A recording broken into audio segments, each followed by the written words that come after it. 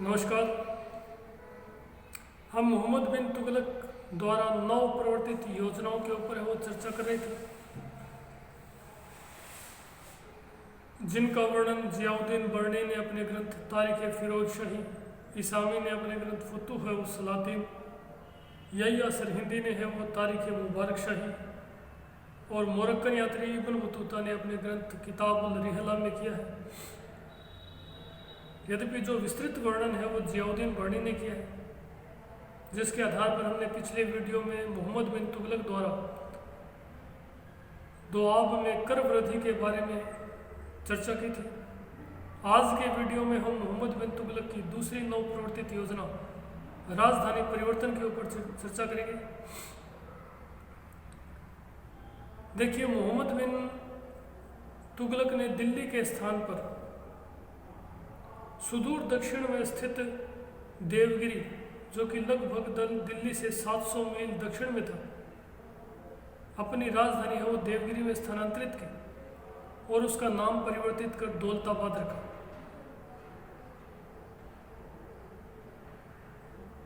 मोहम्मद बिन तुगलक द्वारा राजधानी परिवर्तन करने के प्रमुख कारण क्या थे, इसके बारे में भी समकालीन इतिहासकारों में अत्यधिक मतभेद है। बर्नी है, इसामी है, इब्न बतूता है, यहिया सरहिंदी है, सभी ने वो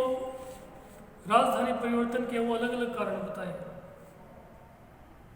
परंतु इन कारणों में जो सर्वाधिक विश्वसनीय और जो प्रमाणिक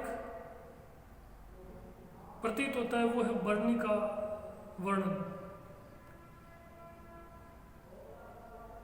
जो तर्कसंगत भी अधिक प्रतीत होता है। बर्नी के अनुसार जो देवगिरी या दौलताबाद था वो भौगोलिक दृष्टि से साम्राज्य के केंद्र में स्थित था, और साम्राज्य के केंद्र में स्थित होने के कारण ही उस देवगिरी या दौलताबाद वह वो राजधानी मोहम्मद बिन तुगलक द्वारा बनाया गया था। देवगिरी,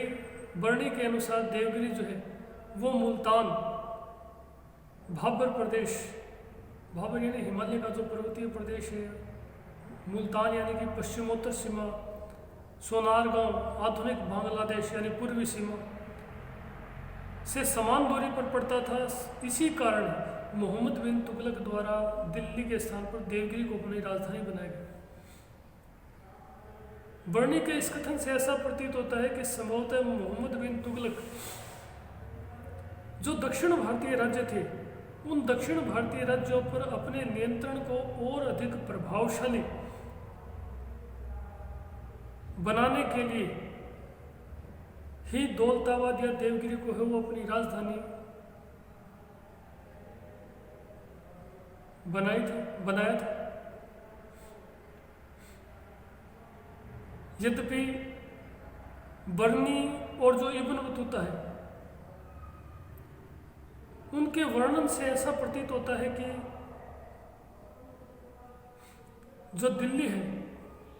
दिल्ली की संपूर्ण जनता को है वो एक प्रकार से दौलताबाद स्थानांतरित किया गया था और दिल्ली है वो पूर्णतः उजाड़ हो गई थी। कहने का तात्पर्य यह है कि जो बर्नी और इब्न बतूता के जो ग्रंथ हैं, उन ग्रंथों में जो वर्णन दिया गया है उससे ऐसा प्रतीत होता है कि मोहम्मद बिन तुगलक द्वारा जब राजधानी परिवर्तन की गई थी, राजधानी परिवर्तन की गई थी, तो दिल्ली की संपूर्ण जनता को है वो दौलताबाद या देवगिरी स्थानांतरित किया गया था और दिल्ली पूर्ण रूप से उजाड़ हो गई थी। किंतु आधुनिक इतिहासकार इन तथ्यों को अक्सर से मानने से इनकार करते हैं,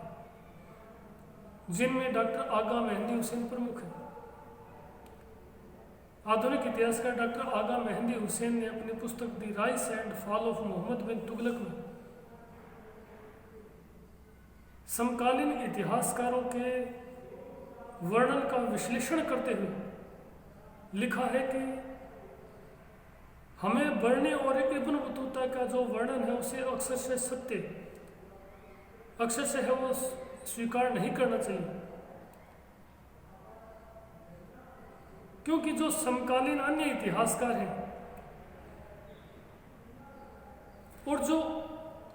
इन इतिहासकारों के ही ग्रंथों में जो अन्य वर्णन मिलते हैं उनका विश्लेषण करने से ऐसा प्रतीत होता है कि संभवतः दिल्ली की संपूर्ण जनता को देवगिरी स्थानांतरित नहीं किया गया था और दिल्ली अभी भी आबाद थी तथा मोहम्मद बिन तुगलक के समय वह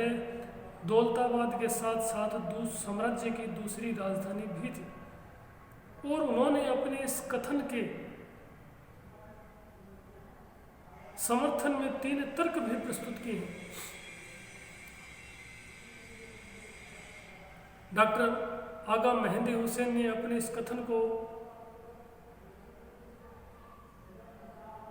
सिद्ध करने के लिए 3 है वो प्रमाण भी प्रस्तुत किए हैं, जिनमें पहला प्रमाण है समकालीन ईरानी लेखक अल उमरी द्वारा लिखित ग्रंथ मसालिकुल अफसार। देखिए, ईरानी लेखक था जो समकालीन मोहम्मद बिन तुगलक का समकालीन जो ईरानी लेखक था अल उमरी, उसने एक ग्रंथ लिखा था मसालिकुल अफसार। उस ग्रंथ मसालिकुल अफसार में अल उमरी के द्वारा मोहम्मद बिन तुगलक के समय दिल्ली सल्तनत की 2 राजधानियों का उल्लेख मिलता है, जिनमें देवगिरी और दिल्ली दोनों का उल्लेख मिलता है। ये सबसे बड़ा प्रमाण है कि राजधानी दिल्ली संभवतः पूर्ण रूप से उजाड़ नहीं हुई थी। इसी प्रकार जो दूसरा साक्ष्य प्रस्तुत किया है डॉक्टर आगा मेहंदी हुसैन ने, वो है कि 1339 ईस्वी में दिल्ली की जो टकसाल थी, उस टकसाल से मोहम्मद बिन तुगलक के समय कुछ सिक्के भी जारी किए गए थे। अगर दिल्ली पूर्ण उजाड़ हो गई थी तो ये सिक्के फिर दिल्ली से कैसे जारी किए गए? क्योंकि मोहम्मद बिन तुगलक द्वारा यह जो राजधानी परिवर्तन किया गया था, यह 1327 ईस्वी की घटना मानी जाती है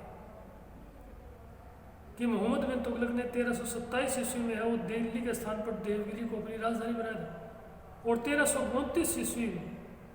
में दिल्ली की टकसाल से है वो ढाले गए कुछ सिक्के हमें पुरातात्विक अवशेषों के स्रोत के रूप में हमें प्राप्त होते हैं। इनसे इस बात को बल मिलता है कि संभवतः दिल्ली पूर्ण रूप से उजाड़ नहीं हुई थी और वह साम्राज्य की दूसरी राजधानी के रूप में अभी भी अपना अस्तित्व बनाए हुए थे। तीसरा जो प्रमाण प्रस्तुत किया है डॉक्टर आगा मेहंदी हुसैन ने, वो ये है कि 1328-29 ईस्वी में जब मुल्तान के गवर्नर बहराम किशलू खां ने विद्रोह किया तो सुल्तान मोहम्मद बिन तुगलक, देखिए ये समकालीन इतिहासकारों ने इस तथ्य का उल्लेख भी समकालीन इतिहासकारों ने अपने ग्रंथ में किया है, जो एक प्रकार से विरोधाभास पैदा करता है कि 1328-29 ईस्वी में जब मुल्तान के गवर्नर बहराम किशलू खां ने सल्तनत के विरुद्ध विद्रोह किया तो सुल्तान मोहम्मद बिन तुगलक देवगिरी से वो सेना सहित मुल्तान रवाना हुआ और रास्ते में वह दिल्ली में कुछ समय के लिए रुका और वहाँ रुककर उसने दिल्ली में कुछ सैनिकों की भर्ती की। इसे स्पष्ट प्रतीत होता है कि संभवतः दिल्ली उजाड़ नहीं हुई थी, बल्कि दिल्ली अभी भी आबाद थी और साम्राज्य की दूसरी राजधानी के रूप में वो एक प्रकार से कार्य कर रही थी।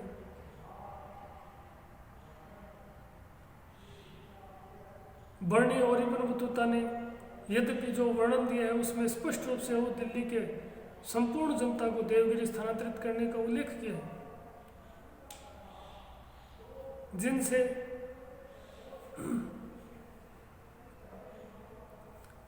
जिससे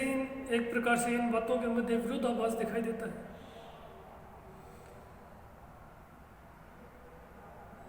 यद्यपि मोहम्मद बिन तुगलक के द्वारा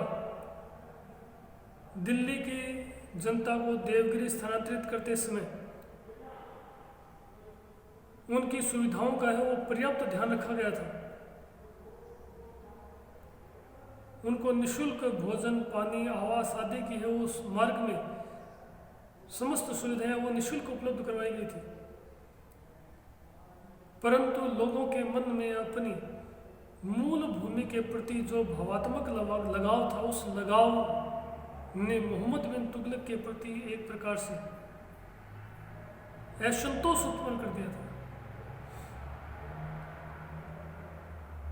समकालीन इतिहासकार इसामी ने भी इसी समय है वो अपने दादा के साथ दिल्ली से है वो देवगिरी के लिए प्रस्थान किया और मार्ग में ही उसे अपने दादा से है वो बिछड़ना पड़ा। मार्ग में ही उसके दादा की मृत्यु हो गई और उसने दक्षिण भारत में देवगिरी पहुंचने के बाद वो वापस, जब मोहम्मद बिन तुगलक द्वारा अपनी राजधानी वापस दिल्ली स्थानांतरित कर दी गई तो वो वापस नहीं लौटा और दक्षिण भारत में रहकर ही उसने फुतूह उस सलातीन नामक ग्रंथ की रचना की और अपने इस ग्रंथ में उसने मोहम्मद बिन तुगलक की नव प्रवर्तित योजनाओं की वो कट्टर आलोचना की। मोहम्मद बिन तुगलक की जो तीसरी महत्वपूर्ण योजना थी वो थी सांकेतिक मुद्रा का प्रचलन, जिसके ऊपर हम अगले वीडियो में चर्चा करेंगे। धन्यवाद।